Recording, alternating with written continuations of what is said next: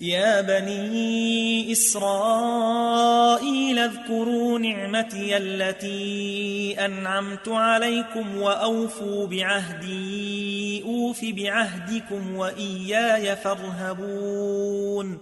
وآمنوا بما أنزلت مصدقا لما معكم ولا تكونوا أول كافر به ولا تشتروا بآياتي ثمنا قليلا وإياي فاتقون ولا تلبسوا الحق بالباطل وتكتموا الحق وأنتم تعلمون وأقيموا الصلاة وآتوا الزكاة واركعوا مع الراكعين أتأمرون الناس بالبر وتنسون أنفسكم وأنتم تتلون الكتاب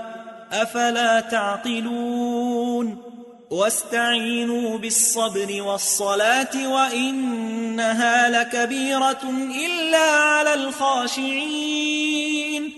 الذين يظنون أنهم ملاقو ربهم وأنهم إليه راجعون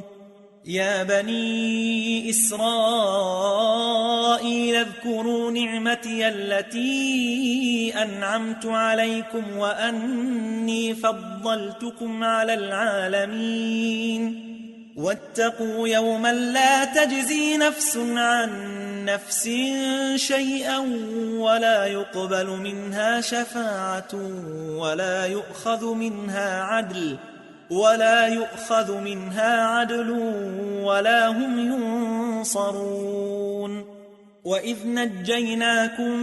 من آل فرعون يسومونكم سوء العذاب يذبحون أبناءكم ويستحيون نساءكم وفي ذلكم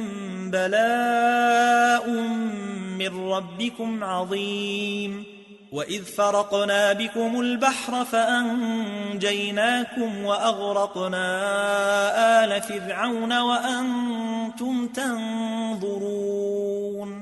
وإذ واعدنا موسى 40 ليلة ثم اتخذتم العجل من بعده وأنتم ظالمون ثم عفونا عنكم من بعد ذلك لعلكم تشكرون وإذ آتينا موسى الكتاب والفرقان لعلكم تهتدون وإذ قال موسى لقومه يا قوم إنكم ظلمتم أنفسكم باتخاذكم العجل فتوبوا إلى بارئكم فاقتلوا أنفسكم ذلكم خير لكم عند بارئكم فتاب عليكم إنه هو التواب الرحيم وإذ قلتم يا موسى لن نؤمن لك حتى نرى الله جهرة فأخذتكم الصاعقة وأنتم تنظرون ثم بعثناكم من بعد موتكم لعلكم تشكرون وظللنا عليكم الغمام وأنزلنا عليكم المن والسلوى كلوا من طيبات ما رزقناكم وما ظلمونا ولكن كانوا أنفسهم يظلمون وإذ قلنا ادخلوا هذه القرية فكلوا منها حيث شئتم رغدا وادخلوا الباب سجدا وقولوا حطة نغفر لكم خطاياكم وسنزيد المحسنين